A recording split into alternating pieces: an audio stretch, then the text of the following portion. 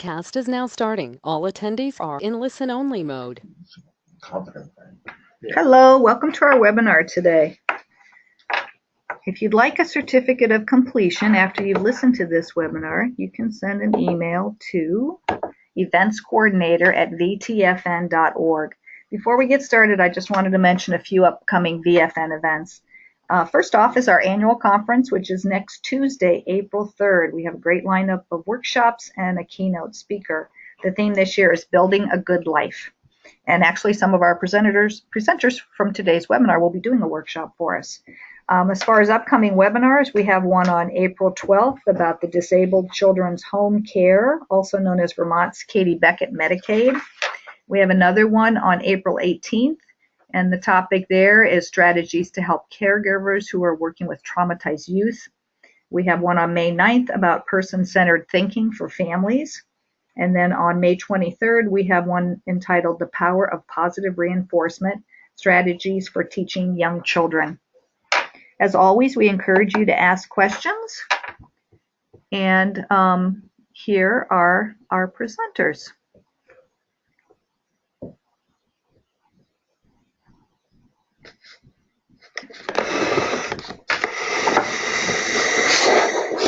Thank you, and thank you for everybody for tuning into this webinar.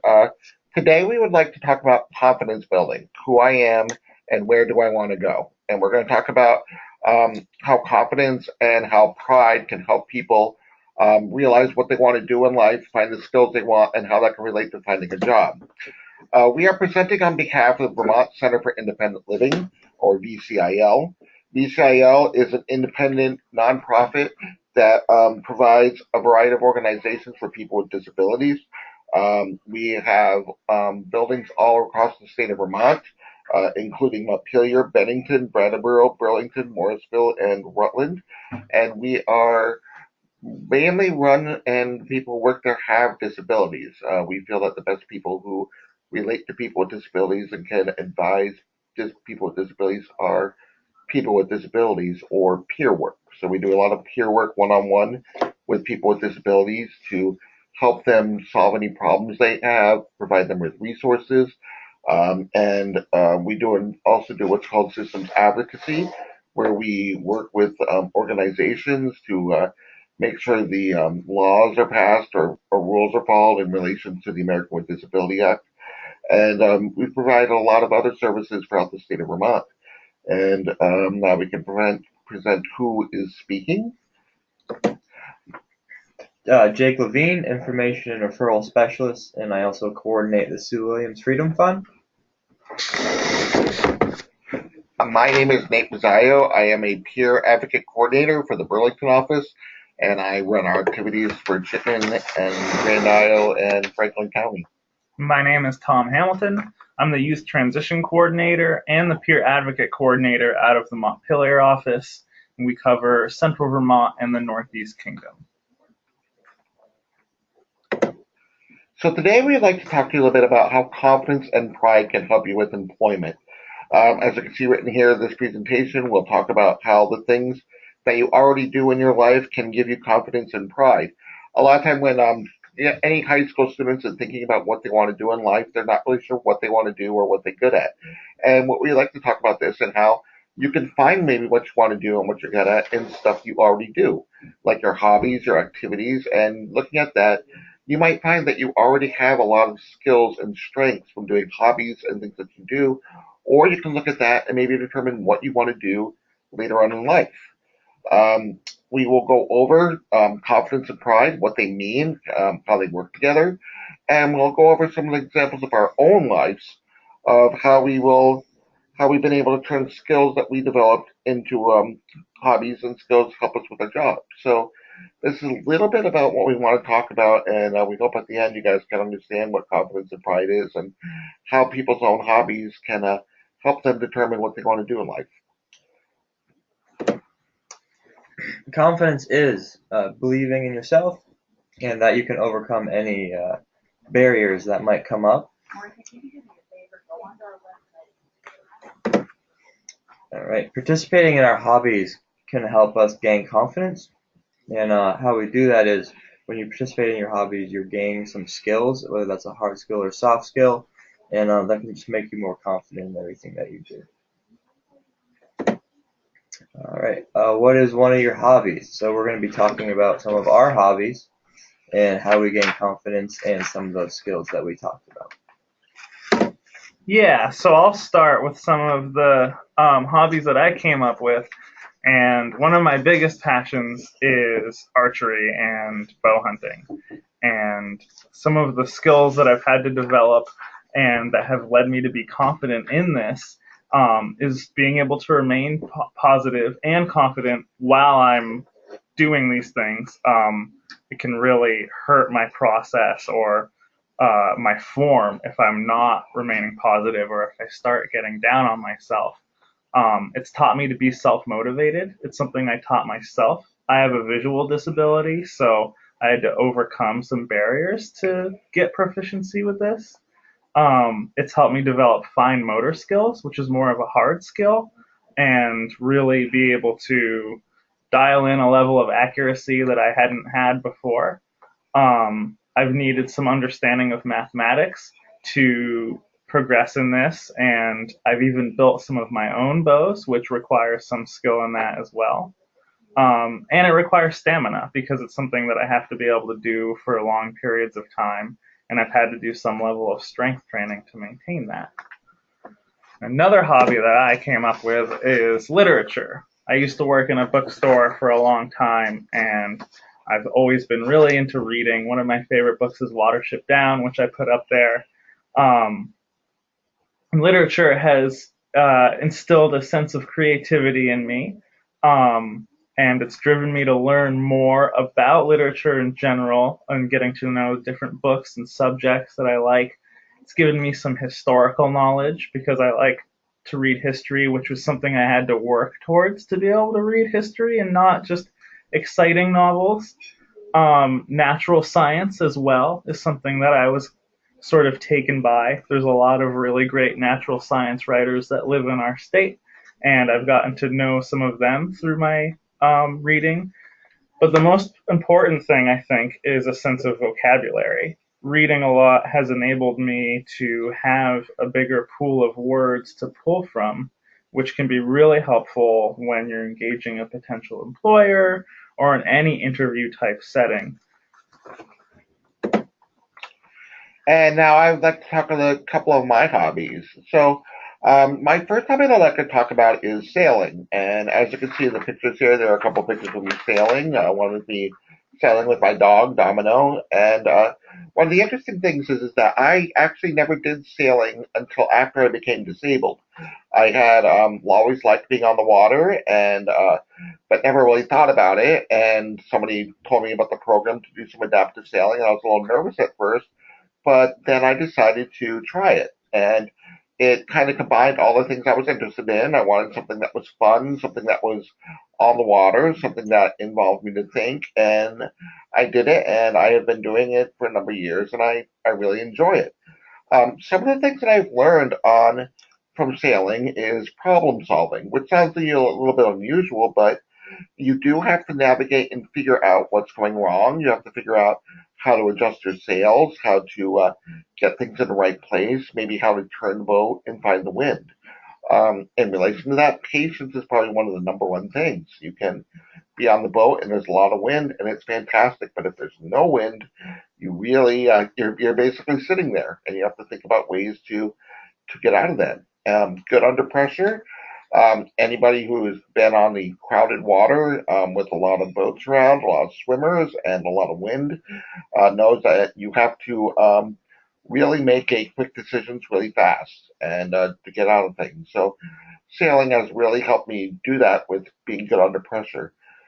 Confidence. Really, confidence can be built in anything, but I really found that sailing gave me a lot of confidence. And when I first started sailing, I didn't know much, but the more I learned, the more confident I got. And the more I was able to go out farther, I was able to go out in harder condition. And I really found that more than anything, that confidence helped transport that to other things. After I got really good at sailing, I found that I was also more confident in other things. Just like looking for a job, meeting people, going out and talking to people. it really did help me build up my confidence. Meteorology, this is a little interesting one, but one thing I found after I started sailing was I was looking at the weather more. I was paying attention to my online radar more. I was looking at different programs.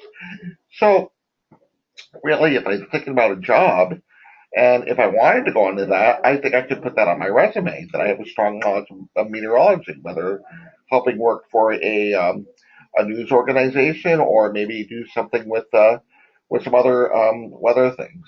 Just like Tom mentioned, mathematics is a lot of that. I had to look at angles and things like that.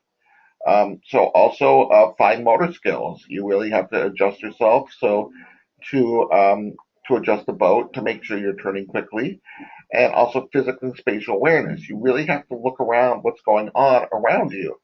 So really, when you look at any jobs, maybe you're thinking, oh, what can that do? But even if you're working in a warehouse or working someplace else, those are all some skills, the fine motor skills, working on a line, working on a factory, doing something. Those are all skills that could really help you with that. And they're skills that, I feel that I can put and tell people that I do.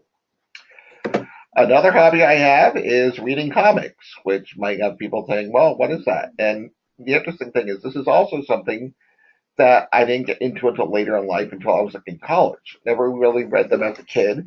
But then as the more and more I got into them, I realized that these aren't just some silly stories that are the kids. There's a lot of nuance and complicity behind them. So I've been reading comics for a number of years, and these are actually some of my favorite. I have the X-Men, who I really like, and actually I found this one that has Batman and Spider-Man, two of my favorite superheroes, who are uniquely on the same page, even though they're two different comic book universes, so to speak. And one thing I found is that after reading comic books, it really helped me with my creativity. It allows me to think outside the box and think of different solutions.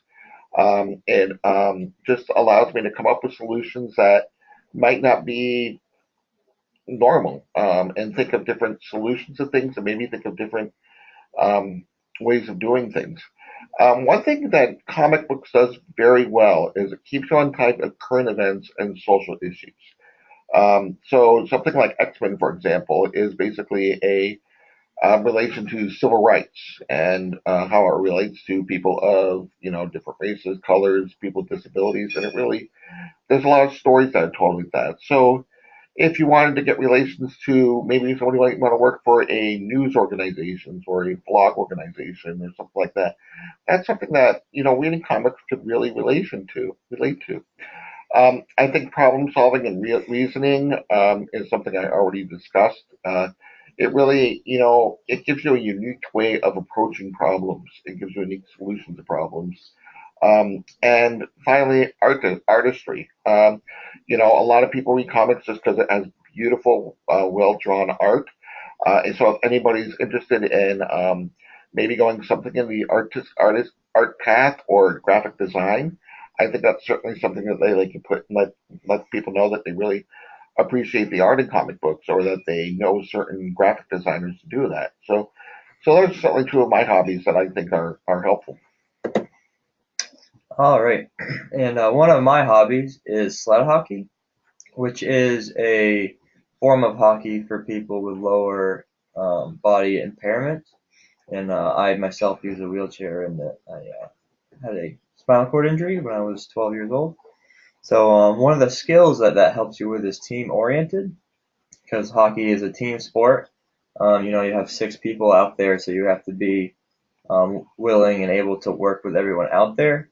And that's a really great skill to have, because not many jobs are you going to be working completely by yourself. You're always going to be interacting with somebody, whether that's a coworker or a client per se. So it's a really important skill to have. Effective communicator is another skill.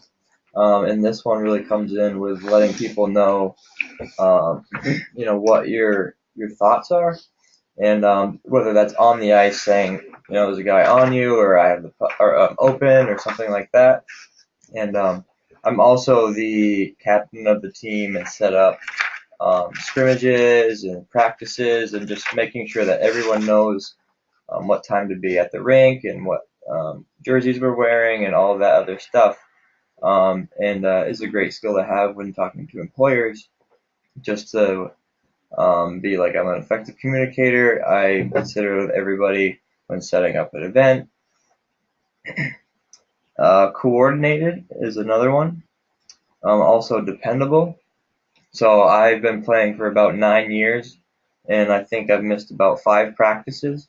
So just having everyone know that you're going to be there no matter what the weather is, or you're not feeling 100%. You're always going to be there, and they can depend on you. Good under pressure. There's some moments like in a game where your last 5 seconds in the game you have a shot, and just keeping your composure and being able to not panic. And I think that can really relate to some job skills, because say a customer comes in and he's not happy, and you have to be able to calm yourself down and be able to work out the problem. Flexible. So this one is a really good skill, and one thing that it is with hockey is sometimes you're going to be put on lines that you're not familiar with the people, and you have to be flexible with their ability and know what you have to do and what they can do. Physics. The sport of sled hockey, it's a lot different than stand-up hockey as far as physics go.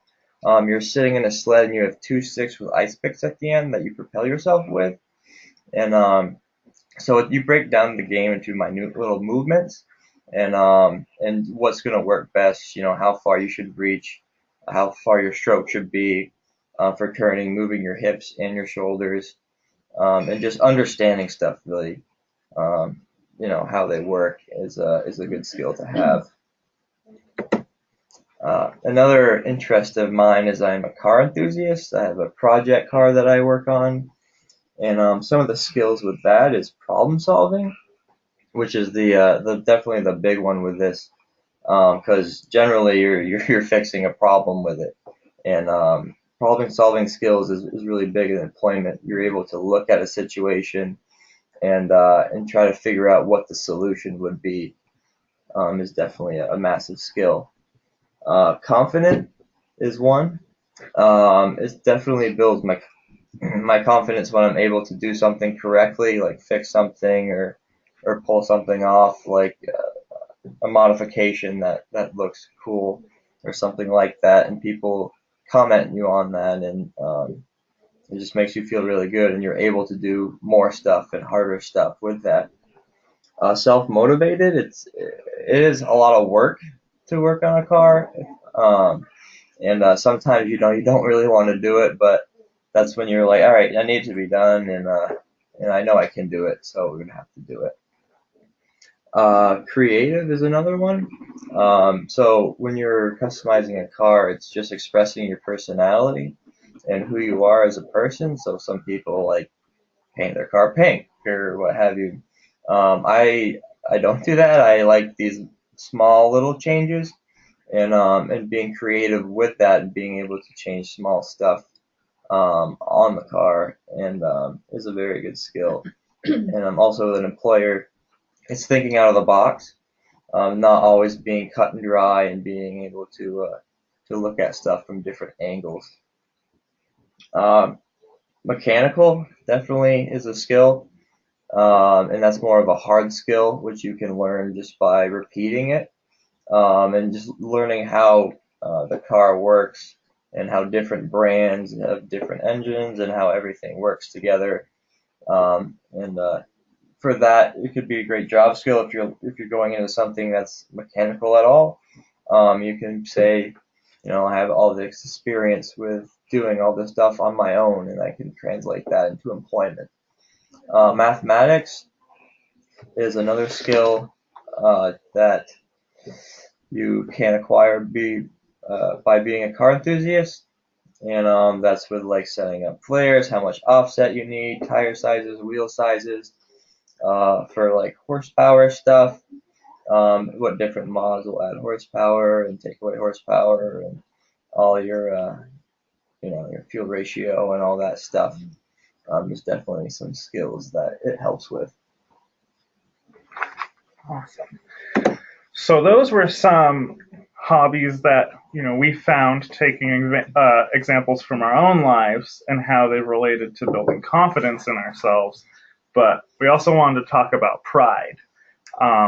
Pride is a little different than confidence in the sense that confidence is what's allowing us to do this stuff. Pride is the feeling that we get from doing this stuff. So you could say confidence is what's allowing us to try these things and to continue to do them and develop them. And pride is sort of the goal. Pride is what we're trying to reach by doing this stuff. And it's typically, I think, what the three of us feel about these examples that we just put forward.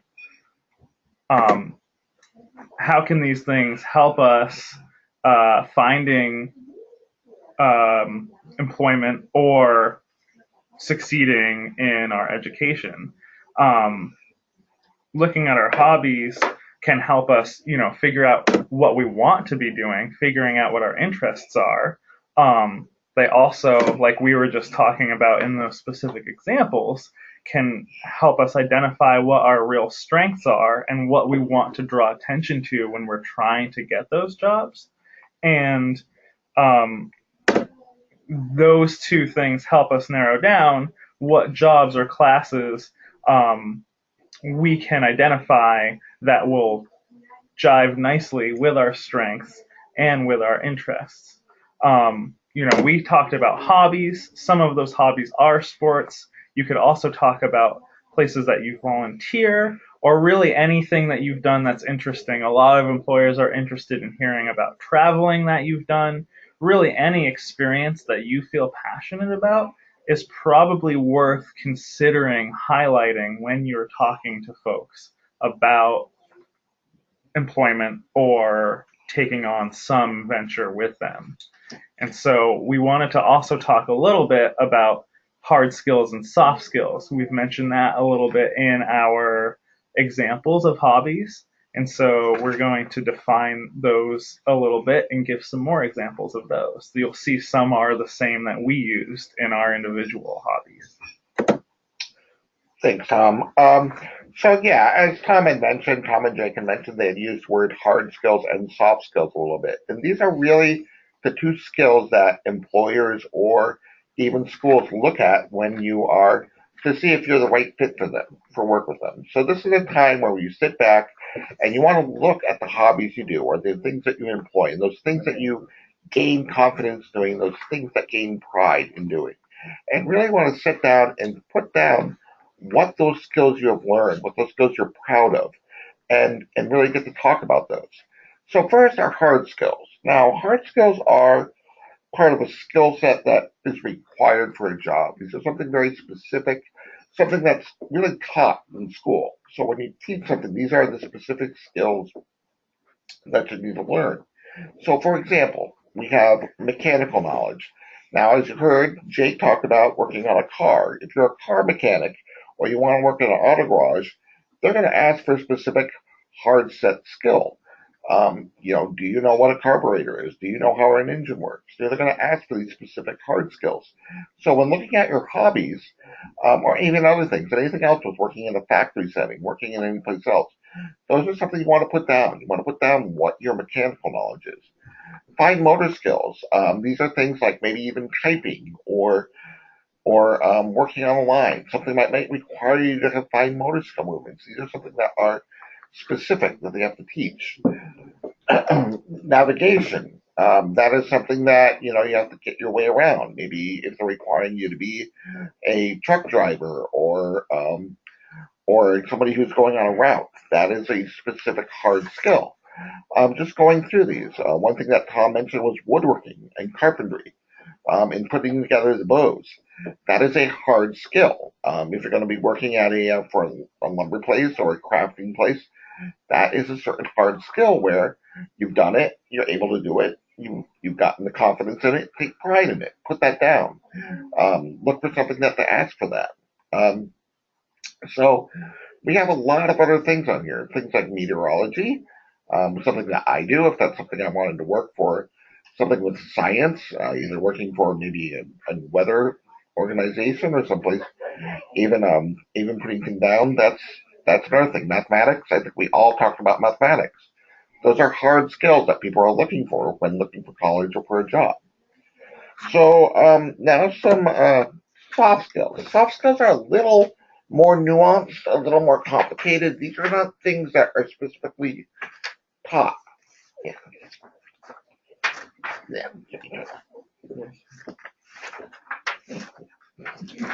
Sure. These are really known as soft skills. You might also hear them known as people skills. They are more personal attributes that are more emotional intelligence. These are skills that you gain by doing things. So you can't really have a teacher teach you to be hardworking or to be dependable. These are the skills that you gain by doing these things. So, and a lot of employers, in addition to looking for hard skills, really look for soft skills. They want somebody who is hardworking. They want somebody who's dependable. They want somebody who's positive, team oriented, creative. And these are things that you can really highlight to either employers or schools or universities, anywhere you're applying to, because they're really going to look at these skills. They want somebody who is going to be good under pressure. And unlike hard skills, which describe a person's technical skills, the ability to perform under specific tasks, soft skills are broadly applicable skills for job titles and industries. So they can be used for multiple things. So if you're hardworking, you can use it, say that for multiple jobs. So maybe you don't just have to limit yourself to one thing. You can say you're hardworking and you're good under pressure. That's going to apply to almost every job you apply to. So when you're getting ready, think about that. Think about those soft skills that really you can do or that you've gained from all your hobbies or any volunteer activities you have. And you can realize that they go across many different jobs or many different platforms. All right. Ways to share our interests and hobbies with others. As I'm sure most of you do, there are multiple social media platforms that you can do this on, such as like Facebook, Instagram, Snapchat, Twitter, stuff like that, where you can really show off what you're doing as far as hobbies go, and that can show off some skills that you've learned by doing those. And this is something that employers do look at when they have an applicant come in, and also some of the soft skills can be portrayed through that as well, such as like positivity and creativity and stuff like that. So stuff to think about before posting something on social media. Try to think to yourself, is this something I would want printed on the front page of a newspaper? Is this something I would want someone I look up to seeing? If I were an employer looking at this post, how would it have a positive impact? So these are all something that you want to think about before posting something on social media. Because I mean, social media can have a very positive effect, but it can also have a very negative effect. And employers definitely do look people up on social media when they have an applicant come in. So just some things to think about before moving forward with that post. Awesome. So that's what we got for today in terms of our presentation. And we'll go to some questions now. I'll just read some off and you can jump in on if anyone feels inspired to answer.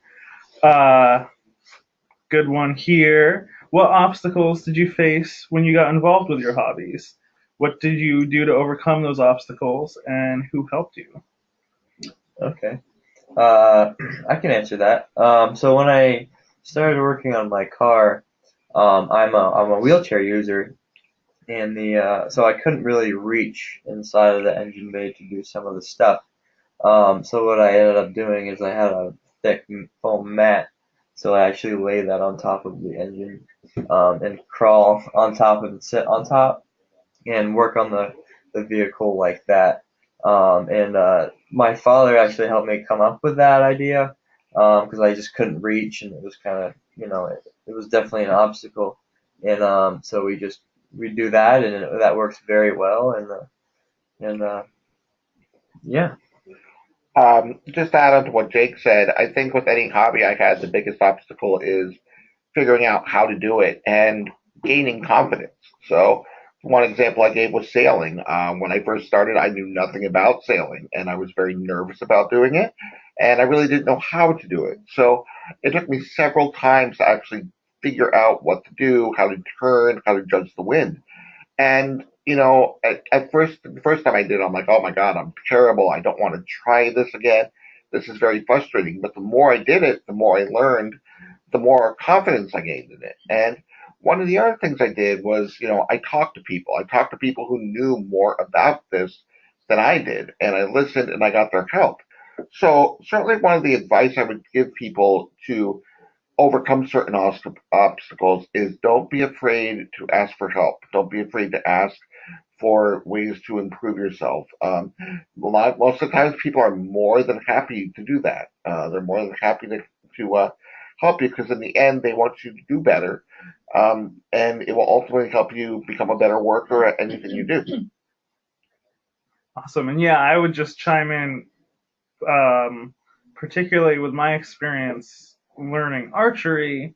I don't have any depth perception, and so I had to learn how to use that form without having any real reference point for it.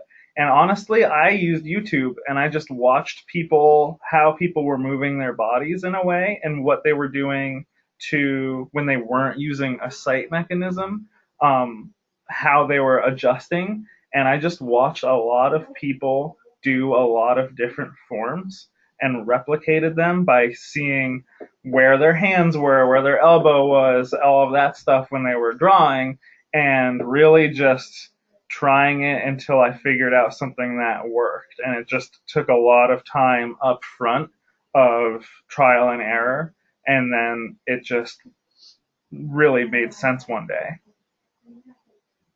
Okay, let's see about another one here. My daughter has some challenges which seem to stand in the way of her feeling a sense of satisfaction with the hobby she's pursuing. She doesn't have much self-awareness of the challenge. Any suggestions you could give me as her mom? That's a tough one. Yeah. I think the only thing I would say is give more encouragement. Help your daughter see the benefits of it. Don't focus on what is wrong with what's happening. Focus on the good, and further, don't push it too hard because maybe it's not something she enjoys, but make sure she's getting out of it. Make sure she understands the positive aspects of that. I have tried multiple times of things that I haven't enjoyed. In fact, Jake talked about sled hockey. And actually, one of the first adaptive sports I talked about was sled hockey. And it wasn't for me. I kept on falling on my back. I was like a turtle. I couldn't get up there. And I just realized that wasn't for me. And so I had to move on to find something else that I found satisfaction in. So you have to find those things that make you happy. You have to find those things that you really enjoy and pique your interest. So I would certainly encourage, you to have your daughter focus on the good parts of it. What do they enjoy? And try to build on that. If they aren't getting anything positive about that and aren't getting anything that they think out of it, maybe try to find something new that she might enjoy instead. Find out what her interests are, what else she might enjoy, and then pursue other avenues in that area. Communication on it. If she says, I don't want to do this, I'm not having much fun in this, say, well, what do you like? What do you interest in? Maybe that might help you find something else. Yeah, I agree. I think Jake mentioned something earlier about car mechanic stuff, which is something that I am very bad at. And one thing that comes to mind when you're talking about knowing different components of the car and stuff like that is maybe you could look at this hobby and say, what parts of this can I break down into simpler processes? And maybe that can at least help identify where the struggle is. And so you can either work on things that are encouraging and easier to do, or identify where the real challenge is and focus on dialing that in and getting that sort of squared away. I would also say, to go along with what Nate was talking about with sled hockey, there are some things like I can do archery, and that's something I was able to overcome some barriers to get good at. I would also love to skateboard. I'm sure a parent would be happy to hear that. My parents were definitely happy to see me give up that because there's a lot of injury involved potentially. But I just realized in my brief engagement with trying to skateboard that I'm just not set up for it. I don't have the balance. There are some things that I have addressed in myself, like I'm not probably not going to be able to do that. The barriers to getting good at this, especially in this situation, are too physically taxing for me to put the investment in. As much as I appreciate it, I can appreciate other people doing it. So there is some reality with that too, especially if it involves a certain level of physical investment or any kind of resource investment that might be so steep that it might be too hard. Flying a plane is another one that's always been interesting to me, but I just can't afford it. So, it's something that will at least have to wait until I'm rich. I kind of have a kind of example with this. So when I first tried sled hockey, I actually quit the first year that I tried it because it's a hard sport to play. It's a lot of balance and you're doing everything with your arms, so it's a lot of coordination and I was 12 years old right after having a spinal cord injury, so um, I just had a lot going on. So I actually quit the first time I did it. And it took me a whole entire year to try it again. And I think I came at it at a different mental state, where I was more adapt to my situation and felt a little bit better about myself to begin with before trying the sport. And then I just fell in love with it and been skating for 9 years now. So I'd say like even if it's something that's not easy or going well, if it's just starting something, you could take a slight break and then when you're feeling a little bit better, try it again and um, and see how that goes. At least that's what I did. So, Yeah, here's another one from a parent. My son's primary hobby is playing video games. When I suggest other hobbies, he says people like him can't really do that. What can I say to him as his dad? okay. I can kind of relate to that a little bit. I play video games myself, and I think video games for people with disabilities, there's definitely like it's easy because no one knows you have a disability, and all it takes is two hands that work really, and they are fun. But there's definitely other stuff that you can do, and it's not good to just play video games. Um, being active and healthy is definitely a big part of life, and having a disability can kind of make it harder to do that stuff. At least for me, like being a chair user with my paralysis, it is very easy to gain weight, and it is very hard to lose that. So just trying to do other hobbies along with video games, not saying that you can't play video games anymore, you have to do something else. Just, sometimes just play video games, an hour or two when you get home from work or from school instead of, that 7 hours of on a weekend. And just prioritizing and really trying to find something that the individual might be enthusiastic about is definitely one of them. Yeah, some other suggestions I have is, one of the things about having a disability is that it can be very isolating and you can feel like you're alone and you can often feel like you can't do things. Maybe it's a little bit more difficult. And those are the times where it's really important to try to reach out to people. work with other organizations or work with other people who might be in the same situation. So I know we're here on behalf of the Vermont Family Network. That's a very important organization for parents to reach out to other parents who might be out in other similar situations, or kids reach out to other kids with other situations. I know in many cases that I have things that I felt I could not do because I have a disability, where after talking to somebody else who also has a disability, they help me find solutions to how to do that. And one of the things that we listed as our soft skills and everything is creativity. One thing that I really gained from having a disability and working with other people is creativity. Once again, going back to my sailing, one of the big things that I was having difficulty with is how to steer the boat.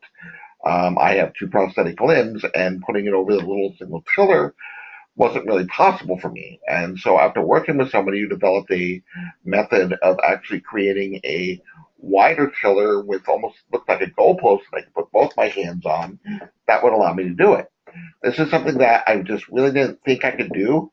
But after talking to somebody else who else has been through the same situation, we were able to figure out a solution. So, as Jake mentioned, if you, you know, just try different things, and maybe you can find something to do, but also reach out to other organizations. There might be people out there where it might be people who are in the same situation as your son or anybody else, and they might be able to advise on how to do things. And a lot of times, once the person starts trying it, even though they think they can't, the more and more they do it, and this goes back to confidence, the more and more they feel like they can do it. So a lot of times people feel like they can't do it because they've never tried it before. And so I think one of the things to do is try. The more you try, the more different things you do, you'll find something that you can, and that goes to gaining confidence. Yeah, and I would say I'm like Jake. I used to play a lot of video games when I was younger, and I still enjoy them. And I do think that there are a few approaches to having that conversation. Um, one of the things I like about video games is that it's a very broad subject, and what I've found with the hobbies that I mentioned earlier, a lot of those come from playing video games younger. Like an interest in archery, I think, really comes from doing archery things in video games. And a lot of the books I read too have similar subjects to some of the subjects that would come up in the video games I would play, especially when I was younger. And so I think that there is a potential there to have a conversation and say, okay, well, what's attracting this person to playing video games, and saying like, well, maybe you could try doing some of that stuff, and maybe that is a vehicle of interest. And it's also nice to say, like in a video game, you can do archery things, you could jump around or do some things that I can't do in real life. And so it goes both ways. You can get some sort of wish fulfillment stuff and then be doing some physical stuff yourself with that. And I think there's also a conversation like what Jake was having, where there are negative aspects, I think, to doing anything too much. And so you could also address it in that sense too, saying, okay, you enjoy playing video games, but what is the cost of that? Are you doing things to maintain like a physical wellness, or is it socially healthy to do this so much? And really say, like, really addressing that. If the attitude is people like me can't really do these things, you could have a conversation around, well, if you devote more time outside of this, you can actually be building toward an ability of doing that. And it's hard. I mean, this whole conversation is about the challenge, and like Jake said, it can take a few tries. It can be really tricky, but there might be items in here, positive and negative, that can be driving toward branching out away from that, while not completely abolishing it. I don't think that anyone needs to not play video games at all. I think, again, like Jake said, it's like a moderation thing. It's a really good question. I'd like to thank everybody for joining our webinar today. We're going to save this along with all of our other webinars on our YouTube channel. which is just Vermont Family Network when you go to YouTube. Also, keep in mind that we're always welcome for anyone who wants to call and talk with us, and our number is 1-800-800-4005. And thank you for joining.